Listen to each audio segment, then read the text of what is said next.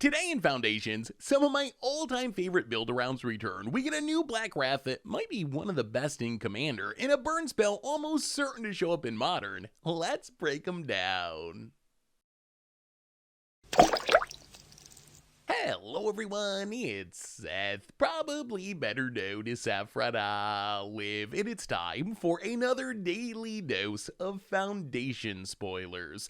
So we're nearing the end of Foundation spoiler season. Tomorrow we should get the full set, but today we still have some super exciting stuff to talk about, which means we should probably jump right into it, start breaking down sweet new Foundations cards. Before we do, a couple of quick reminders. First, if you need any of these cards, you can snag them from our sponsor Card Kingdom over at cardkingdom.com/MTGGoldfish. Second, to keep up on all the latest spoilers throughout the day, you should head on over to MTGpreviews.com. Anyway, let's talk Foundations. First up today, we get a sweet new Black Wrath that seems especially good for Commander, but could see some constructed play as well in Blasphemous Edict. So Blasphemous Edict, 5 mana, each player sacks 13 creatures, but if there's 13 or more creatures on the battlefield, you can pay a single black mana instead of its mana cost. So obviously Blasphemous Edict kind of compares to the best red sweeper in Commander in Blasphemous Act, where it's a bit expensive, but if there's a lot of creatures, you get a discount. Obviously, there's a couple of big differences here. One is Blasphemous Edict, if you're just paying full price, is only 5 mana, where Blasphemous Act is 9 mana. If you ever got to kill just like one creature with Blasphemous Act, it's really, really painful. It just costs so much mana. 5 mana to wrath the board isn't bad. It's not super efficient like a Toxic Deluge or something, but it's still reasonable. The other big difference is the way the discount works. So Blasphemous Act just gets a mana discount for each creature on the battlefield, and in Commander, it's pretty realistic to be casting a Blasphemous Act for like 1 mana.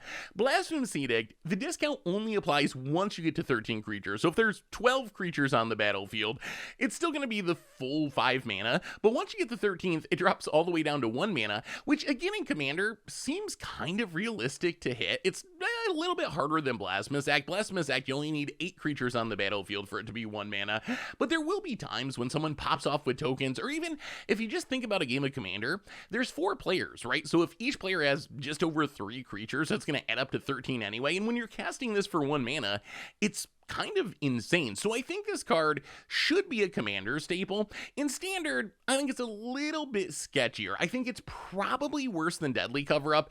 After playing a bunch of Deadly Cover-Up, it turns out that the collect evidence to Surgical Extraction mode is actually a big part of what makes this card good. The number of Deadly Cover-Ups I've seen cast with 0 creatures on the battlefield just to be like a weird 5 mana Surgical Extraction is way higher than I would have thought it would be. Blasphemous Edict doesn't really have that upside. Its upside, considering that in Standard, if there's 13 creatures on the battlefield, the game's probably over. I think it's unlikely you ever cast it for 1 mana in Standard. It's going to be super rare at least.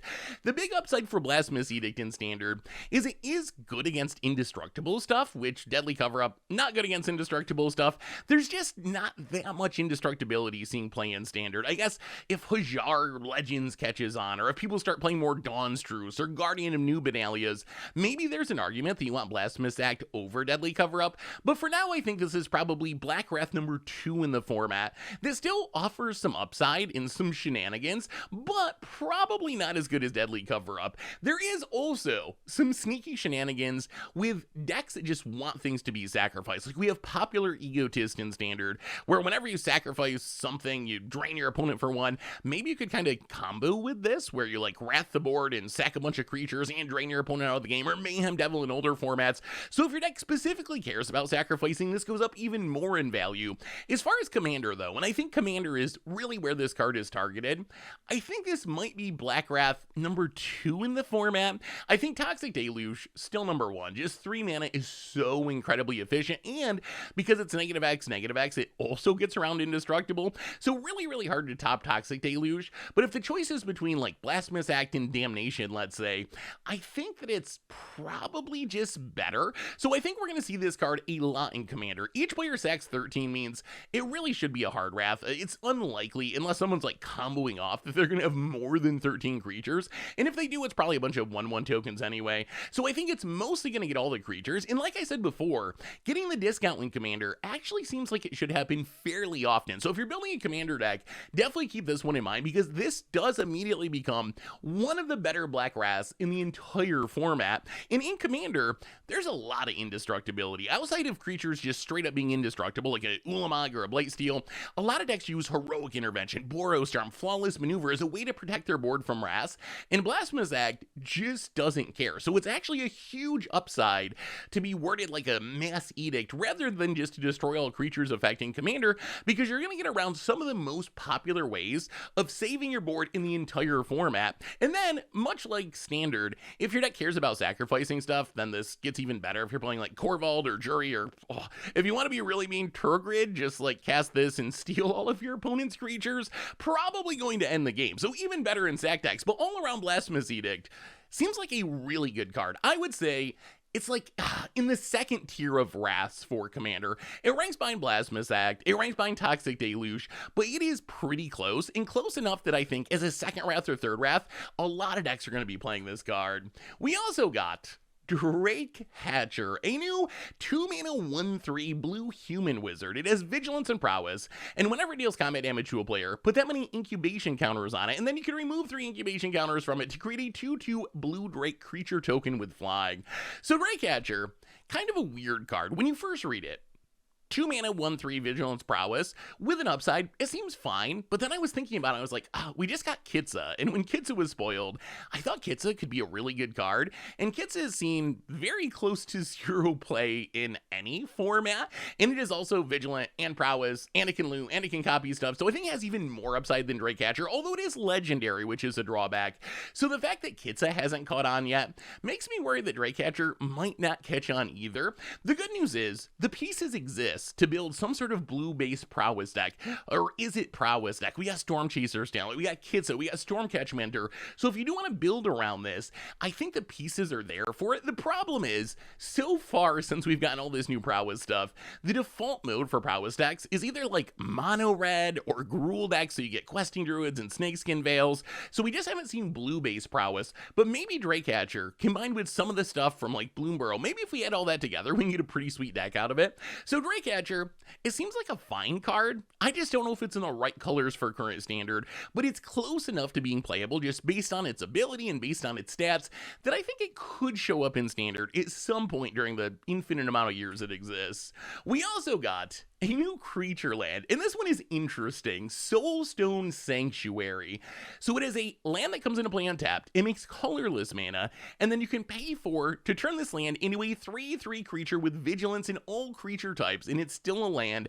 The big deal here is, notice it doesn't say until end of turn. So this is a creature land that once you activate, it turns into a creature forever, and that is both an upside and a downside. It actually compares a lot to Stalking Stones. That was the original version of this effect, that you turn it into a 3/3 and it's just always a 3/3. Soulstone Sanctuary, super upgraded, right? It's only 4 mana to turn on instead of 6 mana, and you get all creature types, which is better than being an artifact. Plus, being all creature types kind of makes it like immutable, and I think that might be the most intriguing part of this card for Standard, because we do have a ton of new tribal synergies, and we've seen Mutavault be really good in like modern merfolk or elves, decks that have a whole bunch of lords in them, a whole bunch of payoffs for being a creature type.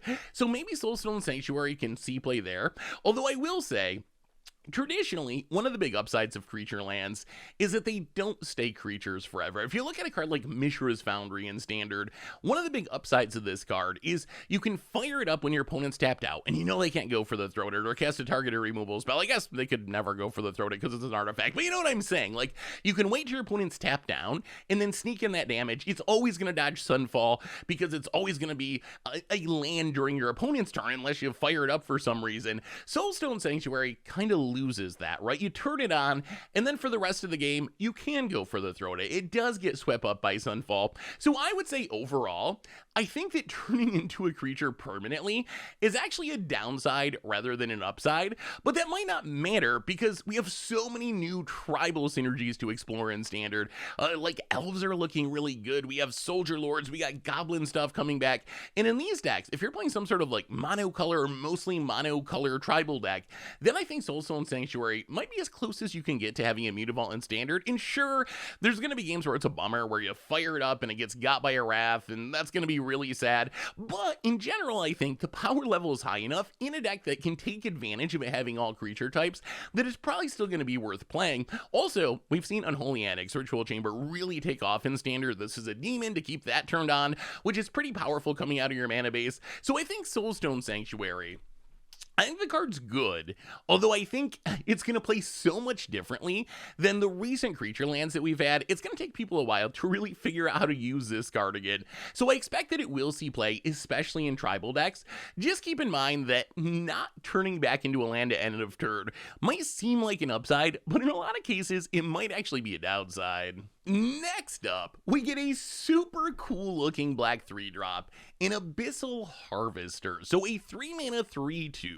It's a demon warlock. It says tap it to exile target creature from a graveyard that was put there this turn. And then you create a token that's a copy of it, except it's a nightmare in addition to its other types, and then exile all other nightmare tokens you control. So essentially, this just taps to reanimate something that went to the graveyard, any graveyard this turn, which is super powerful, but you can only ever keep one of the things you reanimate. Once you do it again, you lose the first one, but still, for a 3-drop, this seems like a super strong effect. If you want to compare it to something, my first thought was kind of Black Fairy Artisans. Fairy Artisans kind of works the same way, except it works whenever your opponent plays a non-token creature. So you can get multiple creatures a turn. You're not going to be able to do that with Abyssal Harvester unless you find a way to untap it, but still, a once-a-turn Fairy Artisans that you have control over actually still seems pretty strong. Or maybe it's like a weird Seance, kind of like a cheap but not as strong Scarab God. So being able to just tap to reanimate something, even in token form, even temporary, is a really, really strong effect. So I think as far as playing this card, there's a few different options. So the first is you just jam it in a black deck and trust that you're going to get value out of it. One of the things about our current standard format is stuff dies a lot. Like, you play a Deep Cavern Bat, your opponent's going to kill it. You play a Glissa, your opponent's going to kill it. You pair Archfiend to the draw, your opponent's going to kill it. Because if they don't kill it, those cards are probably going to take over the game.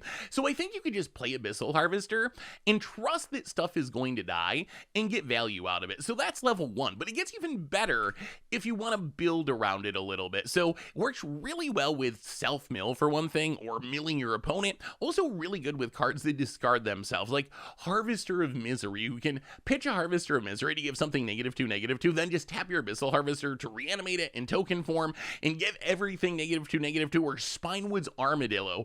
Discard it to gain some life and get a land, then tap your Harvester, get it back, have this 7/7 reach ward 3, potentially like on turn 4, which seems really good.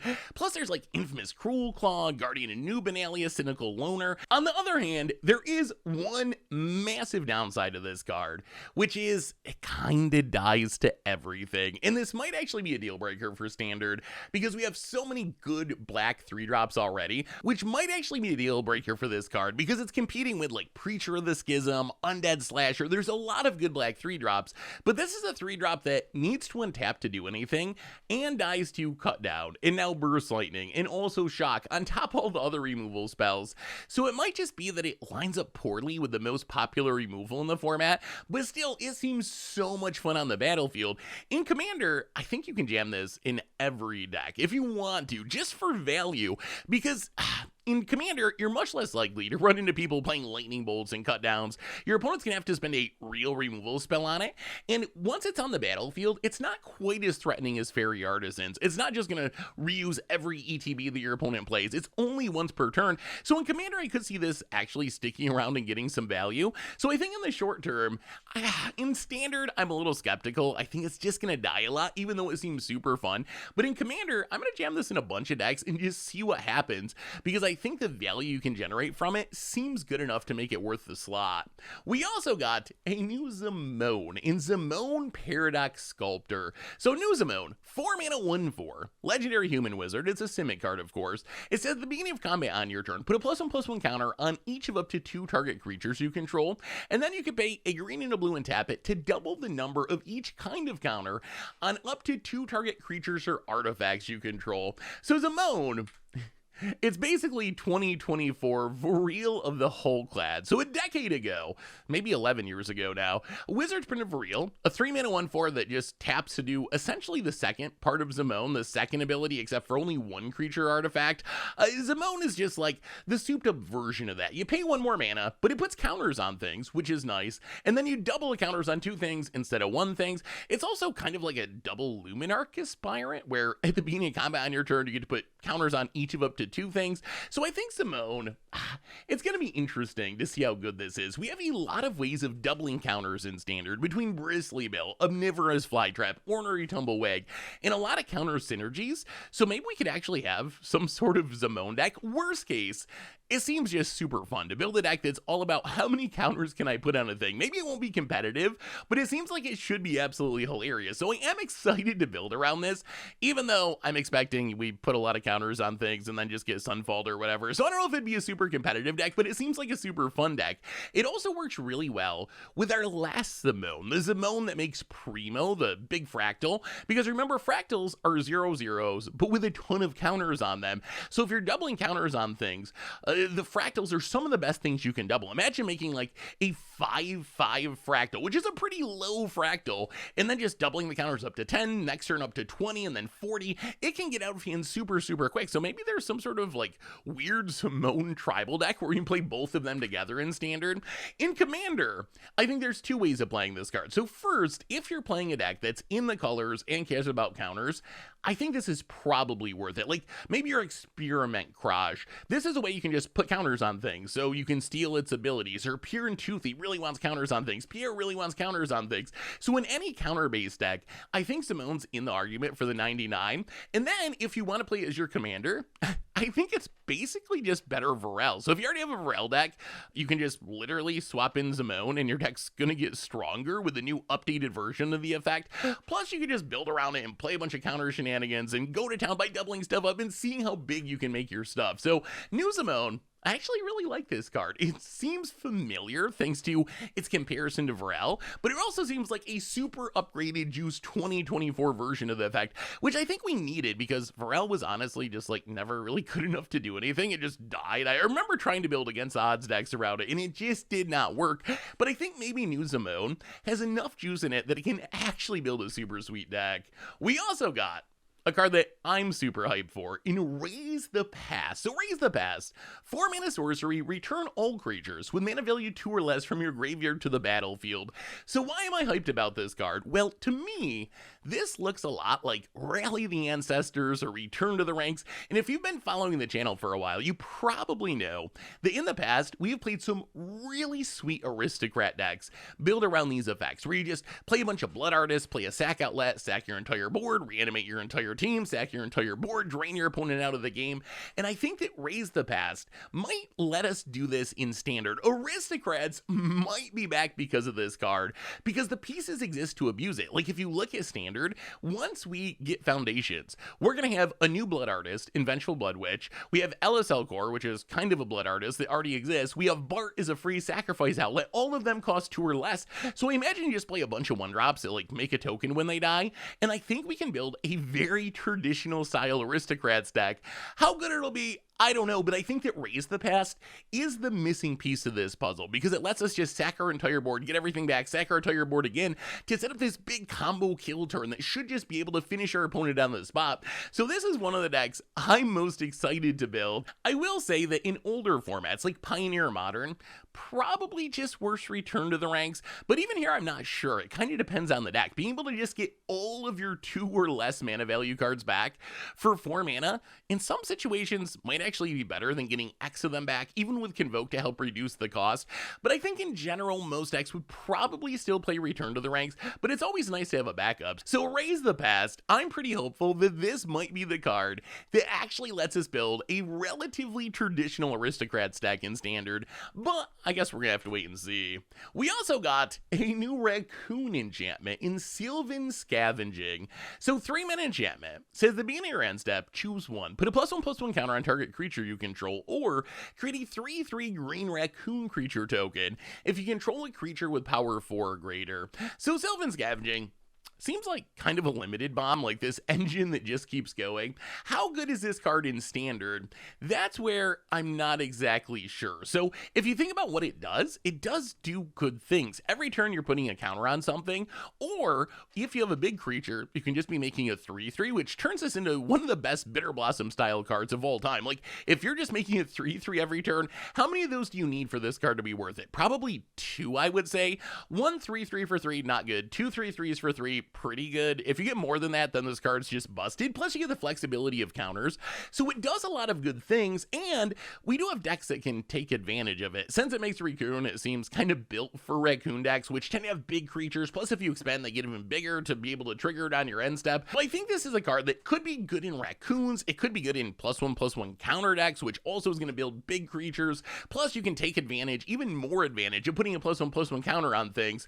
Although I do have a concern for this card, which is it might be kind of win more in a weird way. So if you think about it, if we have creatures on the battlefield, this is really good. If we have a big creature on the battlefield, this card is incredibly good, just making a 3/3 every turn. On the other hand, let's say we get Wrath and our opponent's Sun falls, then we have this enchantment that just does nothing. Like, if we don't have a creature on our end step, we don't have anything to put a counter on, we can't make a Raccoon token. So very, very bad when things are going poorly. And I wonder if that's going to be a problem for this card in 60 card formats. It seems like it's a card that's really good at pushing through your advantage when you're already ahead, but if you're behind, then it seems a little bit sketchy. So we'll have to wait and see if its weakness to sweepers might be a deal breaker. A lot of times when you're playing an enchantment in your creature deck, you want that enchantment or that artifact, that non-creature permanent, to be something that's good when things are going poorly. Like, if my opponent deals with my main plan of flooding the board with big creatures, well, then I have this enchantment that gets us back in the game, like a Urabras Forge, right? You play Urabras Forge, it's a 3-mana artifact that's like, you can wrath my board all you want, and I'm still going to keep smashing you with this a token. Sylvan Scavenging doesn't really work that way. If you got a big board, it's really good, but if you don't have that big board, it's going to do literally nothing, and I think that might be a problem as far as it seeing competitive play, but it's still super cute, and if you can keep it on consistently, it does add a ton of power to the battlefield. In the world of lower rarity cards, we got one huge one today in Boltwave. So Boltwave, 1 red mana sorcery, deals 3 damage to each opponent. If that looks familiar, it's basically Lava Spike, except upgraded. Actually, Lava Spike has a downside that you actually have to target. Boltwave doesn't even target, it just hits each opponent, so it gets around like a Leyline of Sanctity, let's say. And this card is a absolutely huge deal. If you look at burn decks, going all the way back to Modern, and sometimes even Legacy, Lava Spike is the easy 4-of. It's still a 4-of, 20 years after it was first printed, and Boltwave is just a better version of that effect. So I think this card is almost guaranteed to see play all the way back to Modern. In Standard, it'll be interesting. We don't actually have like a burn deck in Standard, and it seems like Standard aggro decks kind of value pump spells over burn spells right now, especially burn spells that can't hit creatures. So I actually think Standard might be where this card is at its worst. Although remember, this is going to be legal for at least 5 years, so the meta is going to shift. At some point, maybe burn spells are better than pump spells. So even though it might not see a ton of Standard play right now, I think immediately it should be really good in Pioneer, where we have burn decks with Swift Spears and Eidolons and Wizard's Lightning. And in Pioneer, Lava Spike doesn't even exist. Like, that's not a card you can play. So this becomes Pioneer Lava Spike from the day it's printed.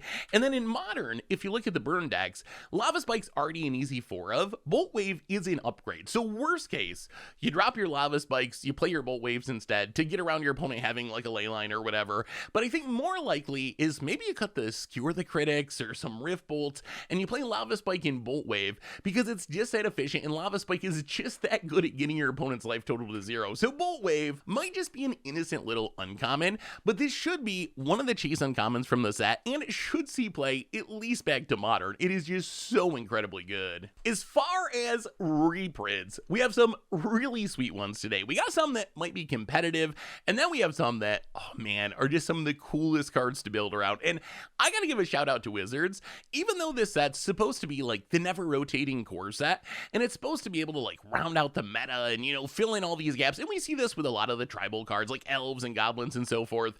They also did a really good job of just putting super fun build arounds like Genesis Wave and 1,000 Year Storm in the set.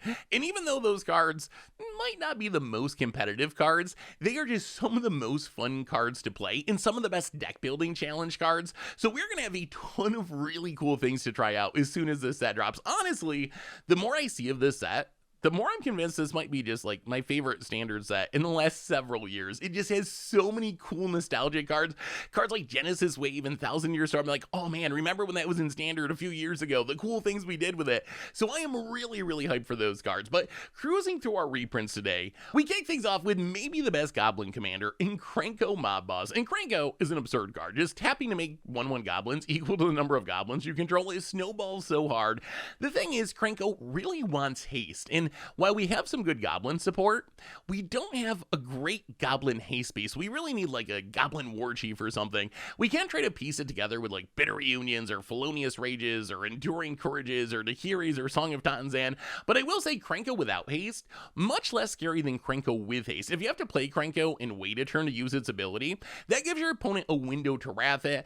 So it's going to be interesting to see how goblins shake out. The good news is we do have some good goblins like Runvel Hordemaster, turning all the tokens into 2/2s. We got some good 1-drops like Goblin Blast Runner. We got Squee in the format. So I think a goblin deck could exist, but keep an eye out for a way to give your goblins haste or just some good card that gives everything haste, because if we get some haste to go with Krenko, goblins could end up being super legit. Speaking of tribal synergies, we also got Dwynen Gilt-Leaf Daen, which is, I believe, Elf Lord number 5 in our new standard format. We're at the point now where I don't even think you can play all the Elf Lords in the deck. So we have Dwynen, we have Elvish Archroad, we have Imperious Perfect, we have Leaf Crown Visionary, and then Gilt-Leaf Liege is kind of also an Elf Lord in a weird way. Like, it doesn't refer to elves in specific, but elves are green, so it's giving everything +1/+1.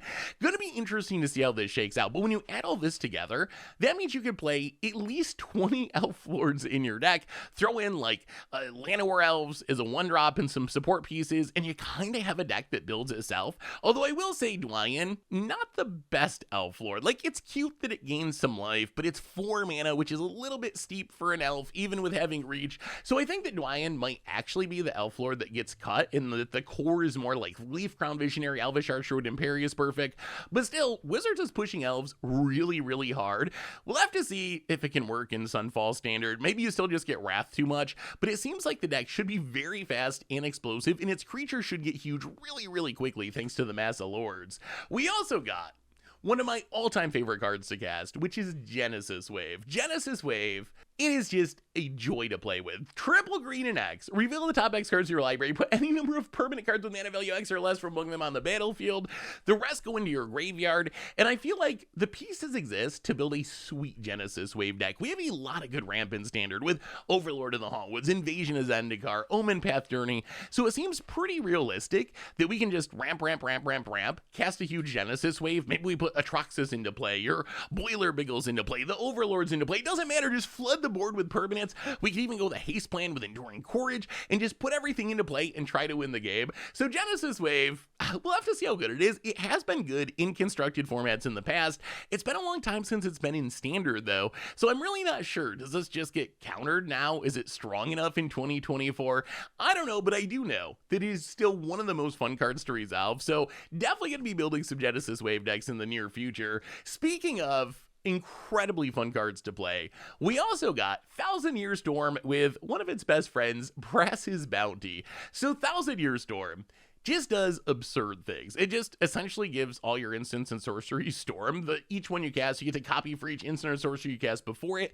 So essentially just try to ramp into it and then sling a bunch of spells. Brass's Bounty makes a treasure for each land you control, which works really well with 1,000 Year Storm. If you can get 2 or 3 copies of Brass's Bounty, that's going to give you enough mana to cast everything else. Then you cast a card draw spell, but it's copied like 4 times and you draw a ton of cards. Eventually figure out a way to win the game. So again, 1,000 Year Storm is 6 mana. I don't expect this to be like a top tier card in Standard. I don't think this is, you know, the new tier 1 of the format or anything. But as far as just doing fun things and janky build-arounds, it is one of the best out there. And again, we got a lot of good support pieces. We got Festival of Embers to recast our graveyard. We got Ral Crackling Wit that really wants a lot of spells to be cast to get to the emblem and give us even more storming. We got Urabras and Storm Splitters as finishers. So I think we can build some really funny, super cool, and maybe semi-competitive Thousand Year Storm decks. Plus, Doppelgang. It all comes back to Doppelgang. But you know what's better than casting a Doppelgang? How about storming off a bit and then casting a Doppelgang that gets copied like 5 or 10 times? This is almost guaranteed to break Arena, but it's also almost guaranteed to be worth it. So I cannot wait to be Thousand Year Storming. We also got Flamewake Phoenix back, which I don't know if it's going to be very good, but we're shouting out because this was an original Halloween staple in Modern. Back when Halloween first take off, Flamewake Phoenix was one of the best cards in the deck. You discard it and pay 1 mana. When you have your Halloween, since it has 4 power to get it back with haste and smash your opponent for a bunch of damage. I'm not sure exactly what we do with it in Standard, but I don't know, maybe they reprint Halloween or something and we can do it in Standard. We also got a couple of Commander All-Stars coming back. Exsanguinate, just a huge finisher that gains a ton of life. Authority of the Consuls, actually like a $10 card, just making your opponent's creatures come into play tapped and gaining you a life whenever they come into play. Exsanguinate, traditionally not Standard playable, it really scales up much better in multiplayer, although Authority of the Consuls, we have Enchantress style decks in Standard, so it's only a 1-mana enchantment. If this is triggering your stuff, it's making your opponent's blockers come into play tapped, it's gaining you a bit of life, could be worth it there, if not in the main deck, at least in the sideboard. Finally, we got Terror of Mount Velus, which looks a little bit expensive as a 7-mana 5/5, but giving all of your creatures double strike when it ETBs actually makes it a pretty scary card. This was part of a super memey combo last time it was in Standard with Minion of the Mighty, where you could put it into play for free and with double strike, like one-shot kill people. And in Standard, I think I would play this in the Ghost Vacuum combo deck we played a couple weeks ago, where this is just another really sweet way that if we're getting back a bunch of creatures in ghost form with Ghost Vacuum with haste thanks to Enduring Courage, that we probably just kill our opponent by giving everything double strike along with haste to one-shot kill our opponent. So I think this is a card that you're not just going to see in most decks. You don't just jam Terror of Mount Velus for value, but there are combo style decks where just double strike allows you to one-turn kill your opponent, and in those decks I think is where we're going to see Terror of Mount Velus shine. We also got Ghalta Primal Hunger, which is one of the best mono green cards of all time. The 12 mana 12/12, but it costs usually 2 mana if you make a big board full of creatures, and right now in Standard, green has some really big creatures, Colossal Rattleworm, Axebane Ferox, so I wouldn't be surprised, especially with the addition of Llanowar Elves for even more fast ramping, if we see people try mono green. Gonna be a question as to whether it's good enough still, which is crazy because it seems like Wizards has realized that green just hasn't been very good, and they keep just upping the power and putting these great reprints in the green. It doesn't matter. Do you still just get Sunfalled and all of it falls apart? We're gonna have to wait and see, but if green is a thing, Ghalta is almost certainly gonna be part of it. Plus, we still have dinosaurs in Standard, which also have really big bodies, and Ghalta's a dinosaur, so you get some extra synergy there. So I expect we'll be seeing Ghalta, whether or not it's a top tier card like it was at various points in the past. Like, back when Ghalta was last in Standard, mono green was like a legit one of the best decks in the format, so we'll have to wait and see. Maybe Ghalta is the card that finally brings green back. Worst case, it's just a huge Timmy dinosaur. Anyway, that brings us to the end of our daily Foundation spoilers for today. So what do you think of these new cards? What do you think about elves and goblins and dinosaurs? Are these decks actually going to work in Standard? What are you building? What are you most hyped for? Let me know in the comments. And I'll be back tomorrow with even more Foundation spoilers. So until then, everyone, have a lovely day, and I will talk to you soon. Looking for even more magic? We can find yesterday's spoiler video here, or maybe the video about the deck that bored players to death on the Pro Tour.